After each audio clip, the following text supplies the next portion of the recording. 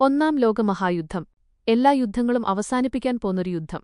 The war to end all wars. ഒന്നാം ലോകമഹായുദ്ധത്തെക്കുറിച്ച് ചരിത്രകാരന്മാർ ഇങ്ങനെയാണ് വിശേഷിപ്പിച്ചത്. മനുഷ്യചരിത്രത്തെ തന്നെ മാറ്റിമറിച്ച, കോടിക്കണക്കിന് മനുഷ്യരുടെ ജീവിതം തകർത്തുകളഞ്ഞ ആ മഹാദുരന്തം നടന്നിട്ട് ഒരു നൂറ്റാണ്ടിലേറെ പിന്നിട്ടിരിക്കുന്നു. PSC ഉൾപ്പെടെയുള്ള മത്സരപരീക്ഷകളിൽ സ്ഥിരമായി ചോദിക്കുന്നതും നമ്മൾ നിർബന്ധമായും അറിഞ്ഞിരിക്കേണ്ടതുമായ ഒരു പ്രധാനപ്പെട്ട ടോപ്പിക്കാണിത്. ഒന്നാം ലോകമഹായുദ്ധവുമായി ബന്ധപ്പെട്ട് നാം അറിഞ്ഞിരിക്കേണ്ട ഏറ്റവും പ്രധാനപ്പെട്ട 50 ചോദ്യങ്ങളും അവയുടെ കൃത്യമായ മറുപടികളും വളരെ ലളിതമായി നമുക്കിന്ന് ഈ വീഡിയോയിലൂടെ പരിശോധിക്കാം. അവസാനം നിങ്ങൾക്കായി ഒരു പ്രത്യേക ചോദ്യവുമുണ്ട്. ഒട്ടും സമയം കളയാതെ നമുക്ക് നേരെ വീഡിയോയിലേക്ക് കടക്കാം. 1. ഒന്നാം ലോകമഹായുദ്ധം ആരംഭിച്ച വർഷം ഏതാണ്? ഉത്തരം 1914 ജൂലൈ 28. 1914 ജൂലൈ 28-നാണ് ഈ മഹായുദ്ധത്തിന് ഔദ്യോഗികമായി തുടക്കമാകുന്നത്. ഓസ്ട്രിയ സെർബിയയ്ക്കെതിരെ യുദ്ധം പ്രഖ്യാപിച്ചതോടെയാണ് ലോകം കണ്ട ഏറ്റവും വലിയ ഈ യുദ്ധാഗ്നി ആളിക്കെത്തിയത്. 2. ഏതു വർഷമാണ് ഒന്നാം ലോകമഹായുദ്ധം അവസാനിച്ചത്? ഉത്തരം 1918 നവംബർ 11. നീണ്ട 4 വർഷത്തിലധികം നീണ്ടുനിന്ന ക്രൂരമായ പോരാട്ടങ്ങൾക്കൊടുവിൽ 1918 നവംബർ 11 രാവിലെ 11 മണിക്ക് യുദ്ധം അവസാനിച്ചതായി പ്രഖ്യാപിച്ചു. ജർമ്മനി സഖ്യകക്ഷികളുമായി ഒപ്പുവെച്ച താൽക്കാലിക യുദ്ധവിരാമ കരാറിലൂടെയാണ് ആർമിസ്റ്റിസ് ഈ രക്തച്ചൊരിച്ചിലിന് അവസാനമായത്. 3. ഒന്നാം ലോകമഹായുദ്ധത്തിന് കാരണമായ പെട്ടെന്നുള്ള സാഹചര്യം, ഇമ്മീഡിയറ്റ് കോസ് എന്തായിരുന്നു? ഉത്തരം ഫ്രാൻസിസ് ഫെർഡിനൻഡ് രാജകുമാരന്റെ കൊലപാതകം. ഓസ്ട്രിയൻ കിരീടാവകാശിയായിരുന്ന ഫ്രാൻസിസ് ഫെർഡിനൻഡ് രാജകുമാരനെയും ഭാര്യ സോഫിയയെയും ബോസ്നിയയുടെ തലസ്ഥാനമായ സരാജവോയിൽ വെച്ച് ഗാവ്രിലോ പ്രിൻസിപ്പ് എന്ന സെർബിയൻ യുവാവ് വെടിവെച്ചുകൊന്നു. ഇതാണ് യുദ്ധത്തിലേക്ക് നയിച്ച ഏറ്റവും പ്രധാനപ്പെട്ടതും പെട്ടെന്നുള്ളതുമായ കാരണം. 4. ഫ്രാൻസിസ് ഫെർഡിനൻഡ് രാജകുമാരൻ വധിക്കപ്പെട്ട തീയതി എന്ന്? ഉത്തരം 1914 ജൂൺ 28. യുദ്ധം ആരംഭിക്കുന്നതിന് കൃത്യം ഒരു മാസം മുൻപാണ്, അതായത് 1914 ജൂൺ 28-നാണ് ഈ വിനാശകരമായ കൊലപാതകം നടക്കുന്നത്. ഈ സംഭവം യൂറോപ്പിലെ വൻശക്തികൾക്കിടയിൽ നിലനിന്നിരുന്ന കലുഷിതമായ അന്തരീക്ഷത്തിന് തീ കൊളുത്തുകയായിരുന്നു. 5. ഫ്രാൻസിസ് ഫെർഡിനൻഡ് രാജകുമാരനെ കൊലപ്പെടുത്തിയ രഹസ്യ സംഘടന ഏതാണ്? ഉത്തരം black hand. Union or death എന്നും അറിയപ്പെട്ടിരുന്ന സെർബിയൻ തീവ്രദേശീയവാദി സംഘടനയായ ബ്ലാക്ക് ഹാൻഡാണ് ഈ കൊലപാതകം ആസൂത്രണം ചെയ്തത്. 6. ഒന്നാം ലോകമഹായുദ്ധത്തിൽ പങ്കെടുത്ത 2 പ്രധാന ചേരികൾ ഏതെല്ലാമായിരുന്നു? ഉത്തരം സഖ്യകക്ഷികളും ആലൈഡ് പവേഴ്സ് മധ്യശക്തികളും സെൻട്രൽ പവേഴ്സ്. ലോകരാജ്യങ്ങൾ 2 വലിയ ഗ്രൂപ്പുകളായി തിരിഞ്ഞാണ് യുദ്ധം ചെയ്തത്. ബ്രിട്ടൻ, ഫ്രാൻസ്, റഷ്യ എന്നിവരടങ്ങിയ സഖ്യകക്ഷികളും ജർമ്മനി, ഓസ്ട്രിയ ഹംഗറി, ഓട്ടോമൻ സാമ്രാജ്യം എന്നിവരടങ്ങിയ മധ്യശക്തികളും തമ്മിലായിരുന്നു പ്രധാന പോരാട്ടം. 7. ഒന്നാം ലോകമഹായുദ്ധകാലത്ത് ബ്രിട്ടനിലെ രാജാവ് ആരായിരുന്നു? ഉത്തരം ജോർജ് 5-ാമൻ രാജാവ്, കിങ് ജോർജ് 5. യുദ്ധസമയത്ത് ബ്രിട്ടീഷ് സാമ്രാജ്യത്തിന്റെ തലവനായിരുന്നു ജോർജ് 5-ാമൻ. വിൻസർ രാജവംശത്തിലെ ആദ്യത്തെ ഭരണാധികാരി കൂടിയായിരുന്നു അദ്ദേഹം. 8. യുദ്ധം ആരംഭിക്കുമ്പോൾ അമേരിക്കൻ പ്രസിഡന്റ് ആരായിരുന്നു? ഉത്തരം വുഡ്രോ വിൽസൺ. അമേരിക്കയെ യുദ്ധത്തിൽ നിന്ന് മാറ്റിനിർത്താൻ ആദ്യം ശ്രമിച്ചെങ്കിലും പിന്നീട് സാഹചര്യം മാറിമറിഞ്ഞപ്പോൾ അദ്ദേഹത്തിന് അമേരിക്കൻ സൈന്യത്തെ യുദ്ധത്തിലേക്ക് അയക്കേണ്ടിവന്നു. 9. ഒന്നാം ലോകമഹായുദ്ധകാലത്ത് ജർമ്മനിയുടെ ഭരണാധികാരി ആരായിരുന്നു? ഉത്തരം കൈസർ വില്യം 2-ാമൻ, കൈസർ വിൽഹെൽം 2. ജർമ്മനിയുടെ അവസാനത്തെ ചക്രവർത്തിയായിരുന്നു ഇദ്ദേഹം. ശക്തമായ സൈനിക നയങ്ങളിലൂടെ ജർമ്മനിയെ യുദ്ധത്തിലേക്ക് നയിച്ചതിൽ ഇദ്ദേഹത്തിന് വലിയ പങ്കുണ്ട്. 10. യുദ്ധത്തിൽ ഏറ്റവും പ്രശസ്തമായ പടിഞ്ഞാറൻ മുന്നണി, വെസ്റ്റേൺ ഫ്രണ്ട് എവിടെയായിരുന്നു? ഉത്തരം ഫ്രാൻസിന്റെയും ബെൽജിയത്തിന്റെയും അതിർത്തികളിൽ. ജർമ്മൻ സൈന്യവും ഫ്രഞ്ച് ബ്രിട്ടീഷ് സൈന്യവും തമ്മിൽ ഏറ്റവും ക്രൂരമായ പോരാട്ടങ്ങൾ നടന്നത് ഈ പടിഞ്ഞാറൻ മുന്നണിയിലായിരുന്നു. 11. ഒന്നാം ലോകമഹായുദ്ധത്തിന്റെ പ്രധാന പ്രത്യേകതയായിരുന്ന യുദ്ധമുറ ഏതാണ്? ഉത്തരം ട്രെഞ്ച് യുദ്ധമുറ, ട്രെഞ്ച് വാർഫെയർ. ഇരുവശത്തുമുള്ള സൈനികർ മണ്ണിൽ നീളത്തിൽ കിടങ്ങുകൾ, ട്രെഞ്ചസ് കീറി അതിൽ ഒളിച്ചിരുന്ന് പരസ്പരം വെടിയുതിർക്കുന്ന രീതിയാണിത്. രോഗങ്ങളും ചെളിയും നിറഞ്ഞ ഈ കിടങ്ങുകളിലെ ജീവിതം അതികഠിനമായിരുന്നു. 12. ട്രെഞ്ചുകൾക്കിടയിലുള്ള അപകടം നിറഞ്ഞ പ്രദേശത്തെ വിളിച്ചിരുന്ന പേരെന്ത്? ഉത്തരം നോ മാൻസ് ലാൻഡ്. ഇരുവിഭാഗത്തിന്റെയും കിടങ്ങുകൾക്ക് നടുവിലുള്ള മുള്ളുകമ്പികളും കുഴിബോംബുകളും നിറഞ്ഞ ഒഴിഞ്ഞ പ്രദേശമാണിത്. ഇവിടേക്കിറങ്ങുന്ന സൈനികർ നിമിഷനേരം കൊണ്ട് ശത്രുവിന്റെ വെടിയേറ്റ് വീഴുമായിരുന്നു. 13. ഏത് കരാർ വഴിയാണ് റഷ്യ ഒന്നാം ലോകമഹായുദ്ധത്തിൽ നിന്നും പിന്മാറിയത്? ഉത്തരം ബ്രസ്റ്റ് ലിറ്റോവ്സ്ക് ഉടമ്പടി, ട്രീറ്റി ഓഫ് ബ്രസ്റ്റ് ലിറ്റോവ്സ്ക്. 1918 മാർച്ചിൽ റഷ്യയിലെ പുതിയ ബോൾഷെവിക് സർക്കാർ ജർമ്മനിയുമായി ഒപ്പുവെച്ച കരാറാണിത്. ഇതിലൂടെ റഷ്യയ്ക്ക് വലിയൊരു ഭൂപ്രദേശം ജർമ്മനിക്ക് വിട്ടുകൊടുക്കേണ്ടി വന്നു. 14. റഷ്യ യുദ്ധത്തിൽ നിന്നും പിന്മാറാൻ കാരണമായ ആഭ്യന്തര വിപ്ലവം ഏതായിരുന്നു? ഉത്തരം റഷ്യൻ വിപ്ലവം 1917. റഷ്യയിലെ സാർ ചക്രവർത്തിയുടെ ഭരണത്തിനെതിരെ വ്ളാഡിമിർ ലെനിന്റെ നേതൃത്വത്തിൽ നടന്ന ഒക്ടോബർ വിപ്ലവമാണ് റഷ്യയെ യുദ്ധത്തിൽ നിന്നും പിന്മാറാൻ നിർബന്ധിതമാക്കിയത്. 15. അമേരിക്ക എന്നു മുതലാണ് ഒന്നാം ലോകമഹായുദ്ധത്തിൽ പങ്കാളിയായത്? ഉത്തരം 1917 ഏപ്രിൽ 6. തുടക്കത്തിൽ നിഷ്പക്ഷത പാലിച്ച അമേരിക്ക ജർമ്മനിയുടെ ചില നടപടികളെ തുടർന്ന് 1917 ഏപ്രിലിലാണ് ഔദ്യോഗികമായി യുദ്ധപ്രഖ്യാപനം നടത്തിയത്. 16. അമേരിക്കൻ ജനതയെ പ്രകോപിപ്പിക്കുകയും അവർ യുദ്ധത്തിലേക്ക് വരാൻ കാരണമാവുകയും ചെയ്ത കപ്പൽ ദുരന്തം ഏതാണ്? ഉത്തരം ലുസിറ്റാനിയ, RMS ലുസിറ്റാനിയ ദുരന്തം. 1915 ബ്രിട്ടീഷ് യാത്രാക്കപ്പലായ ലുസിറ്റാനിയയെ ജർമ്മൻ യു-ബോട്ട് ടോർപീഡോ ഉപയോഗിച്ച് തകർത്തു. ഇതിലുണ്ടായിരുന്ന 100-ലധികം അമേരിക്കൻ പൗരന്മാർ മരണപ്പെട്ടത് അമേരിക്കയിൽ വലിയ പ്രതിഷേധത്തിന് കാരണമായി. 17. ജർമ്മനി മെക്സിക്കോയ്ക്ക് അയച്ച ഏത് രഹസ്യ സന്ദേശമാണ് അമേരിക്കയെ യുദ്ധത്തിലേക്ക് നയിച്ചത്?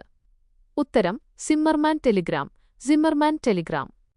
ജർമ്മൻ വിദേശകാര്യ സെക്രട്ടറി ആർത്തർ സിമ്മർമാൻ മെക്സിക്കോയ്ക്ക് അയച്ച സന്ദേശമാണിത്. അമേരിക്കയ്ക്കെതിരെ യുദ്ധം ചെയ്യാൻ മെക്സിക്കോയെ പ്രേരിപ്പിക്കുന്നതായിരുന്നു ഈ സന്ദേശം. ഇത് ബ്രിട്ടീഷ് രഹസ്യാന്വേഷണ വിഭാഗം ചോർത്തി അമേരിക്കയ്ക്ക് നൽകി. 18. ഒന്നാം ലോകമഹായുദ്ധത്തിൽ ആദ്യമായി ടാങ്കുകൾ ഉപയോഗിച്ച രാജ്യം ഏതാണ്? ഉത്തരം ബ്രിട്ടൻ. 1916 നടന്ന സോം യുദ്ധത്തിലാണ് battle of the Somme Britain ആദ്യമായി ലാൻഡ്ഷിപ്പുകൾ എന്ന് വിളിക്കപ്പെട്ടിരുന്ന ടാങ്കുകൾ യുദ്ധരംഗത്തിറക്കിയത്. 19. ഒന്നാം ലോകമഹായുദ്ധത്തിൽ ഉപയോഗിച്ച ആദ്യത്തെ വിഷവാതകം ഏതായിരുന്നു? ഉത്തരം ക്ലോറിൻ വാതകം, ക്ലോറിൻ ഗ്യാസ്. 1915 ജർമ്മനിയാണ് ആദ്യമായി ക്ലോറിൻ വാതകം വ്യാപകമായി ശത്രുക്കൾക്കെതിരെ പ്രയോഗിച്ചത്. പിന്നീട് മസ്റ്റാർഡ് ഗ്യാസ് ഉൾപ്പെടെയുള്ള മാരകവാതകങ്ങളും ഇരുപക്ഷവും ഉപയോഗിച്ചു. 20. യുദ്ധത്തിൽ ഏറ്റവും കൂടുതൽ സൈനികർ മരണപ്പെട്ട യുദ്ധമേതായിരുന്നു? ഉത്തരം സോം യുദ്ധം, battle of the Somme. 1916 July മുതൽ നവംബർ വരെ നടന്ന ഈ പോരാട്ടത്തിൽ ഇരുപക്ഷത്തുമായി 10 ലക്ഷത്തിലധികം സൈനികർക്ക് ജീവൻ നഷ്ടപ്പെടുകയോ പരിക്കേൽക്കുകയോ ചെയ്തു. 21. ഒന്നാം ലോകമഹായുദ്ധത്തിലെ ഏറ്റവും ദൈർഘ്യമേറിയ പോരാട്ടം ഏതായിരുന്നു? ഉത്തരം വെർദൂൻ യുദ്ധം, ബാറ്റിൽ ഓഫ് വെർഡൻ. ഫ്രാൻസും ജർമ്മനിയും തമ്മിൽ ഫ്രാൻസിലെ വെർദൂൻ എന്ന സ്ഥലത്തുവച്ച് 1916 ഫെബ്രുവരി മുതൽ ഡിസംബർ വരെ നീണ്ടുനിന്ന 10 മാസത്തെ അതിക്രൂരമായ പോരാട്ടമായിരുന്നു ഇത്. 22. ഓട്ടോമൻ സാമ്രാജ്യത്തിന്റെ മണ്ണിൽ സഖ്യകക്ഷികൾക്ക് വലിയ തിരിച്ചടിയേറ്റ യുദ്ധമേതാണ്? ഉത്തരം ഗല്ലിപ്പോലി യുദ്ധം, ഗല്ലിപ്പോലി ക്യാമ്പയിൻ. റഷ്യയിലേക്ക് കടൽമാർഗം ബന്ധപ്പെടാൻ വേണ്ടി സഖ്യകക്ഷികൾ നടത്തിയ ഈ ആക്രമണം ഓട്ടോമൻ സൈന്യത്തിന്റെ ശക്തമായ പ്രതിരോധം കാരണം പരാജയപ്പെടുകയും ലക്ഷക്കണക്കിന് സഖ്യകക്ഷി സൈനികർ കൊല്ലപ്പെടുകയും ചെയ്തു. 23. ഒന്നാം ലോകമഹായുദ്ധകാലത്തെ ഏറ്റവും വലിയ നാവിക യുദ്ധം ഏതായിരുന്നു? ഉത്തരം ജട്ട്ലാൻഡ് യുദ്ധം, battle of Jutland. 1916 British royal നാവികസേനയും ജർമ്മൻ നാവികസേനയും തമ്മിൽ വടക്കൻ കടലിൽ നോർത്ത് സീ വെച്ച് നടന്ന ഒരേയൊരു വലിയ നാവിക യുദ്ധമായിരുന്നു ഇത്. 24. വായുവിലെ യുദ്ധത്തിൽ റെഡ് ബാരൻ എന്നറിയപ്പെട്ടിരുന്ന വിമാന പൈലറ്റ് ആരായിരുന്നു? ഉത്തരം മാൻഫ്രെഡ് ഫോൺ റിച്ച്ഹോഫൻ. ജർമ്മനിയുടെ ഇതിഹാസ പൈലറ്റായ ഇദ്ദേഹം യുദ്ധത്തിൽ ശത്രുക്കളുടെ 80 വിമാനങ്ങൾ വെടിവെച്ചിട്ട് ചരിത്രം കുറിച്ചു. 25. വായുവിലെ പൈലറ്റുമാർ തമ്മിലുള്ള പോരാട്ടങ്ങളെ വിളിച്ചിരുന്ന പേരെന്ത്? ഉത്തരം ഡോഗ് ഫൈറ്റ്സ്. യുദ്ധവിമാനങ്ങൾ ആകാശത്ത് പരസ്പരം പിന്തുടർന്ന് വെടിവെക്കുന്ന ത്രില്ലിംഗ് പോരാട്ടങ്ങളെയാണ് അക്കാലത്ത് ഡോഗ് ഫൈറ്റുകൾ എന്ന് വിളിച്ചിരുന്നത്. 26. ഒന്നാം ലോകമഹായുദ്ധത്തിൽ പങ്കെടുത്ത ഇന്ത്യൻ സൈനികരുടെ എണ്ണം എത്രയായിരുന്നു? ഉത്തരം ഏകദേശം 13 ലക്ഷത്തോളം ഇന്ത്യൻ സൈനികർ. ബ്രിട്ടീഷ് സാമ്രാജ്യത്തിന്റെ കീഴിലായിരുന്ന ഇന്ത്യയിൽ നിന്നും ലക്ഷക്കണക്കിന് സൈനികരാണ് യൂറോപ്പിലും മിഡിൽ ഈസ്റ്റിലും പോയി ധീരമായി പോരാടിയത്. 27. ഒന്നാം ലോകമഹായുദ്ധത്തിൽ വീരമൃത്യു വരിച്ച ഇന്ത്യൻ സൈനികരുടെ ഓർമ്മയ്ക്കായി ഡൽഹിയിൽ നിർമ്മിച്ച സ്മാരകം ഏത്? ഉത്തരം ഇന്ത്യാ ഗേറ്റ്. യുദ്ധത്തിൽ ജീവൻ വെടിഞ്ഞ 70,000-ലധികം വരുന്ന ഇന്ത്യൻ സൈനികരുടെ ഓർമ്മ നിലനിർത്താനാണ് ബ്രിട്ടീഷുകാർ അക്കാലത്ത് ഓൾ ഇന്ത്യ വാർ മെമ്മോറിയൽ എന്ന പേരിൽ ഇന്നത്തെ ഇന്ത്യാ ഗേറ്റ് നിർമ്മിച്ചത്. 28. ഒന്നാം ലോകമഹായുദ്ധത്തിൽ ഉപയോഗിച്ച ജർമ്മൻ അന്തർവാഹിനികൾ അറിയപ്പെട്ടിരുന്ന പേരെന്ത്? ഉത്തരം യു-ബോട്ട്സ് ബൈ അണ്ടർസീ ബോട്ട്. കടലിനടിയിലൂടെ സഞ്ചരിച്ച് സഖ്യകക്ഷികളുടെ യുദ്ധക്കപ്പലുകളെയും യാത്രാക്കപ്പലുകളെയും തകർക്കാൻ ജർമ്മനി ഈ സാങ്കേതികവിദ്യ വിപുലമായി ഉപയോഗിച്ചു. 29. ഏത് പ്രവിശ്യയെ ചൊല്ലിയായിരുന്നു ഫ്രാൻസും ജർമ്മനിയും തമ്മിൽ പ്രധാന തർക്കം നിലനിന്നിരുന്നത്? ഉത്തരം അൽസാസ് ലൊറെയ്ൻ, അൽസേസ് ലൊറെയ്ൻ. മുൻപ് ജർമ്മനി ഫ്രാൻസിൽ നിന്നും പിടിച്ചടക്കിയ കൽക്കരിയും ഇരുമ്പും നിറഞ്ഞ ഈ പ്രവിശ്യ തിരിച്ചുപിടിക്കുക എന്നത് ഫ്രാൻസിന്റെ വലിയൊരു ലക്ഷ്യമായിരുന്നു. 30. ഷ്ലീഫൻ പ്ലാൻ ആരുടെ സൈനിക തന്ത്രമായിരുന്നു? ഉത്തരം ജർമ്മനിയുടെ. ഒരേസമയം ഫ്രാൻസിനെയും റഷ്യയെയും നേരിടാൻ ജർമ്മനി തയ്യാറാക്കിയ തന്ത്രമാണിത്. ബെൽജിയം വഴി അതിവേഗം അതിക്രമിച്ചുകടന്ന് ഫ്രാൻസിനെ ആദ്യം കീഴടക്കുക എന്നതായിരുന്നു ഇതിന്റെ ലക്ഷ്യം. 31. 1914 ക്രിസ്മസ് ദിനത്തിൽ യുദ്ധമുന്നണിയിൽ നടന്ന അത്ഭുതകരമായ സംഭവം എന്തായിരുന്നു? ഉത്തരം ക്രിസ്മസ് യുദ്ധവിരാമം, ക്രിസ്മസ് ട്രൂസ്. 1914 ഡിസംബർ 25 പടിഞ്ഞാറൻ മുന്നണിയിലെ ജർമ്മൻ ബ്രിട്ടീഷ് സൈനികർ ഔദ്യോഗിക അനുമതിയില്ലാതെ തോക്കുകൾ താഴെവെച്ച് പരസ്പരം ക്രിസ്മസ് ആശംസകൾ നേരുകയും ഫുട്ബോൾ കളിക്കുകയും ചെയ്തു. 32. ഏത് അറബ് നേതാവാണ് ഓട്ടോമൻ സാമ്രാജ്യത്തിനെതിരെ അറബ് കലാപത്തിന് നേതൃത്വം നൽകിയത്? ഉത്തരം Sharif Hussain bin Ali. British സഹായത്തോടെ ഓട്ടോമൻ സാമ്രാജ്യത്തിൽ നിന്നും സ്വാതന്ത്ര്യം നേടാൻ വേണ്ടി അദ്ദേഹം അറബ് ജനതയെ ഒരുമിപ്പിച്ചു. 33. ലോറൻസ് ഓഫ് അറേബ്യ എന്നറിയപ്പെടുന്ന ബ്രിട്ടീഷ് ഓഫീസർ ആരാണ്? ഉത്തരം ടി ഇ ലോറൻസ്. ഒന്നാം ലോകമഹായുദ്ധകാലത്ത് തുർക്കിക്കെതിരെയുള്ള അറബ് കലാപങ്ങളെ വിജയകരമായി ഏകോപിപ്പിച്ച ബ്രിട്ടീഷ് പുരാവസ്തു ഗവേഷകനും സൈനികനുമായിരുന്നു ഇദ്ദേഹം. 34. യുദ്ധകാലത്ത് ജർമ്മനി ലണ്ടനെ ആക്രമിക്കാൻ ഉപയോഗിച്ച ഭീമൻ എയർഷിപ്പുകൾ ഏവ? ഉത്തരം സെപ്പലിൻസ്. ഹൈഡ്രജൻ വാതകം നിറച്ച ഈ കൂറ്റൻ എയർഷിപ്പുകൾ ഉപയോഗിച്ച് ജർമ്മനി ലണ്ടനിലും മറ്റ് ബ്രിട്ടീഷ് നഗരങ്ങളിലും ആദ്യകാലത്ത് ബോംബാക്രമണം നടത്തിയിരുന്നു. 35. ഒന്നാം ലോകമഹായുദ്ധം അവസാനിച്ചപ്പോൾ തകർന്നടിഞ്ഞ 4 വലിയ സാമ്രാജ്യങ്ങളേതെല്ലാം?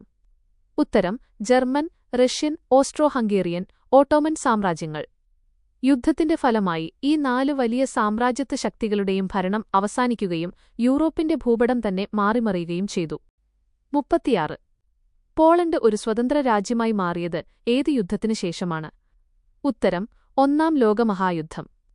നീണ്ട 123 വർഷത്തെ വിദേശഭരണത്തിനു ശേഷമാണ് ജർമ്മനി, റഷ്യ, ഓസ്ട്രിയ എന്നീ സാമ്രാജ്യങ്ങളുടെ തകർച്ചയോടെ പോളണ്ട് വീണ്ടും ഒരു സ്വതന്ത്ര രാജ്യമായത്.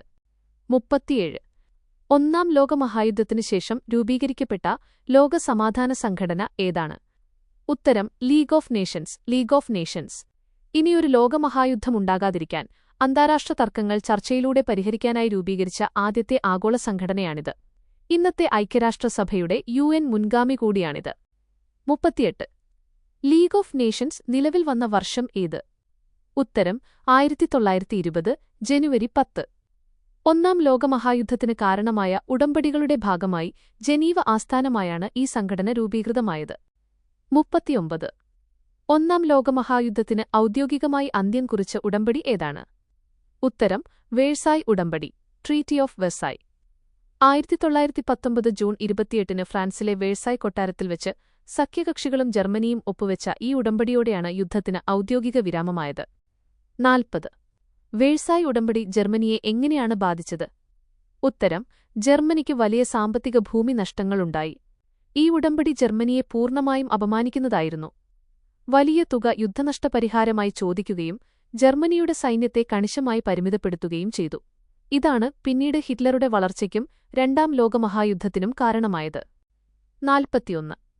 ഒന്നാം ലോകമഹായുദ്ധം എന്ന പദം ആദ്യമായി ഉപയോഗിച്ച വ്യക്തി ആരാണ്?